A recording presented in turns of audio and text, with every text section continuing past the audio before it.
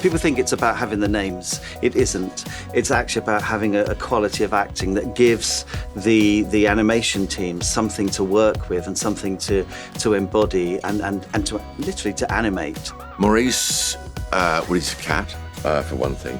You probably knew that. He's devious, he's sly. I don't know that I'm not one of nature's natural Maurices. You know, clever, cunning, manipulative winners. It's not how I see myself at all. So to have the chance to play a character with these kinds of powers and that sort of charisma is tremendously enjoyable.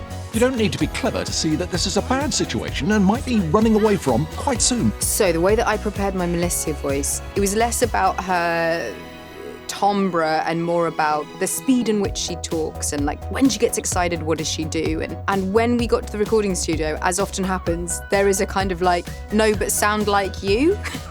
Like, don't be anyone else though. Like, do sound identifiable as you, as Amelia. What? Who's to say a narrator can't also appear in the story she's telling? But honestly, it just came out. Like, it often happens when I'm reading something, a voice will just come out and you're like, oh yeah, that makes sense. Yeah, that works. That seems right. Maybe you're just the sympathetic friend who serves as a sounding board to help me resolve my ethical dilemmas. When I started working on how to bring Keith to life, as it were, vocally, I did have to think about his physicality, even though, you know, no one's going to be seeing any of that. Obviously, his sort of nervous disposition was something that I wanted to work on in terms of the register of his voice. What I learned was that you have to really go over the top more than you would, hopefully, when you're acting in front of a camera. Maurice! You need so much range and tonality in the voice for everyone to then animate too. And that was something I had to sort of push myself to get to, I think.